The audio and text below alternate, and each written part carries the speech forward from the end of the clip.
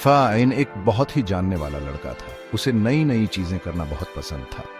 एक दिन fine park में खेल रहा था। उसने एक पेड़ के पीछे एक चमकता हुआ दरवाजा देखा। उसे जानने की इच्छा हुई तो फाइन अंदर चला गया। दरवाजे ने उसे एक जादुई जंगल में पहुंचा दिया। ये कोई आम जंगल नहीं था, यह पैसों का जंगल था। वाह, फाइन जोर से बोला। हर चीज सोने और चांदी से चमक रही थी। छोटी छोटी परियां चमकते पंखों से उड़ रही थी। स्वागत है फिन, एक परी ने मीठी आवाज में कहा। हम पैसों वाली परियां हैं। हम तुम्हें लिखे हुए हिसाब से रिपोर्ट बनाने का तरीका सिखाएंगे।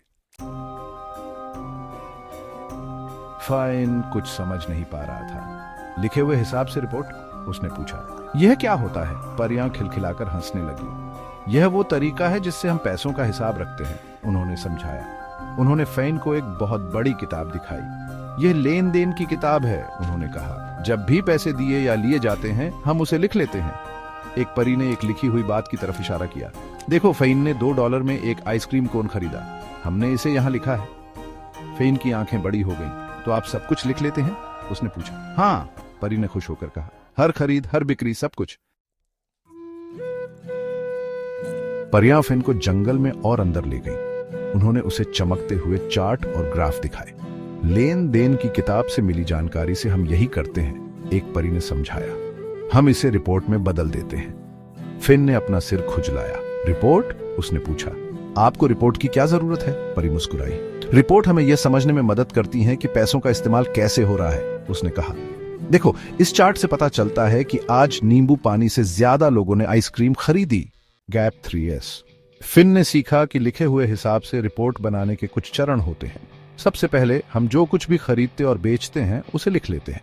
फिर हम इन चीजों को अलग अलग समूहों में बांट देते हैं। उसके बाद हम इन समूहों की जानकारी एक रिपोर्ट में डालते हैं। अंत में हम रिपोर्ट को समझने के लिए उसे ध्यान से देखते हैं। इस तरह हम अपने पैसों का हिसाब रखते हैं और देखते हैं कि हम इसे कैसे इस्तेमाल कर रहे हैं। Gap 2S। जैसे ही परियों ने समझाया, फिन खुद को एक चमकदार मेज के सामने बैठा पाया। मेज पर बहुत सारी चीजें लिखी थीं कि क्या खरीदा और बेचा गया था। Gap 2S। पहली परी ने कहा, देखो फिन, ये हमारे लिखे हुए हिसाब हैं। Gap 2S।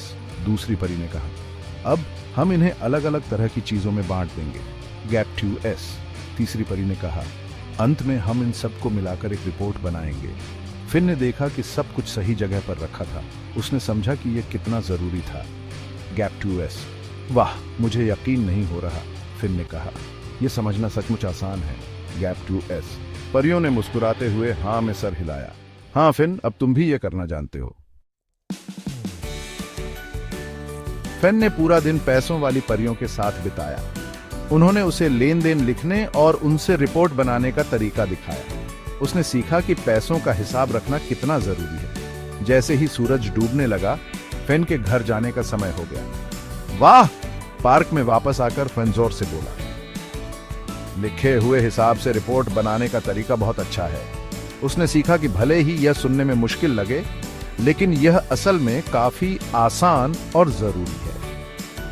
फिन पैसों के जंगल में अपने रोमांच के बारे में सबको बताना चाहता था। In the financial forest, fin learn the essential record to report R2R process.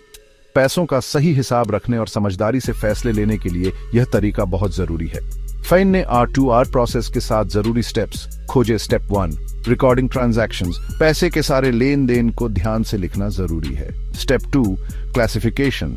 फिर इन लेन देन को अलग अलग हिस्सों में बांट दिया जाता है। Step 3, consolidation. अलग अलग हिस्सों में बंटे लेन देन को एक साथ जोड़कर पूरी जानकारी देखी जाती है। Step 4, reporting.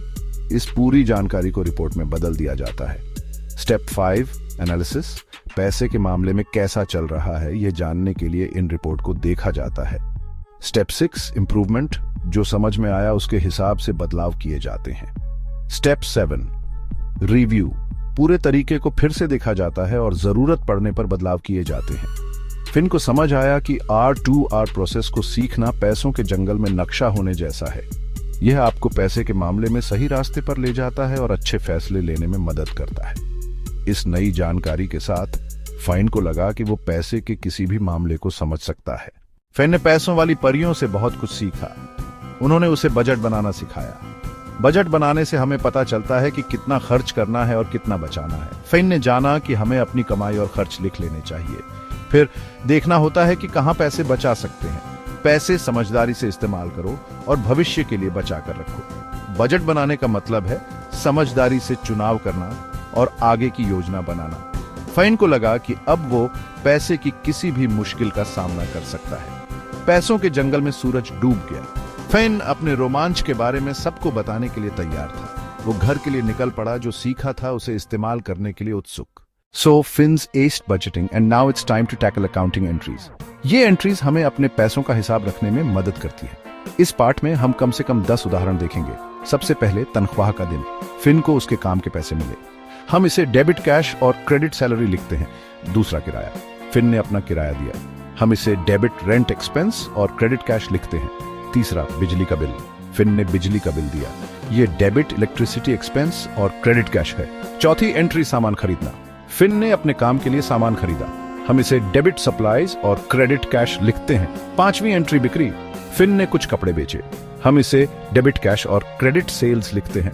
छठा बैंक में पैसे जमा करना। फिन ने कुछ पैसे बैंक में जमा किए। यह डेबिट बैंक और क्रेडिट कैश है। सातवीं एंट्री विज्ञापन। फिन ने अपने काम का विज्ञापन किया। हम इसे डेबिट एडवर्टाइजिंग एक्सपेंस और क्रेडिट कैश लिखते हैं। आठवीं एंट्री ब्याज। फिन ने अपने बैंक में जमा पैसों पर ब्याज कमाया। यह डेबिट कैश और क्रेडिट इंटरेस्ट इनकम है। नौवां नए औजार। फिन ने कुछ नए उपकरण खरीदे। हम इसे डेबिट इक्विपमेंट और क्रेडिट कैश लिखते हैं। और अंत में 10वां मरम्मत। फिन ने कुछ उपकरण ठीक किए। यह डेबिट रिपेयर एक्सपेंस और क्रेडिट कैश है। ऐसा करके फिन ने सीखा कि कैसे अपने पैसों का हिसाब रखना है, जो बहुत जरूरी है। अब फिन हिसाब किताब की मूल बातें जानता है और अपने पैसे को एक एक्सपर्ट की तरह मैनेज कर सकता है। अगले पार्ट में हम फाइनेंशियल रिपोर्ट्स के बारे में और जानेंगे और सीखेंगे कि इन एंट्रीज से रिपोर्ट कैसे बनाते हैं।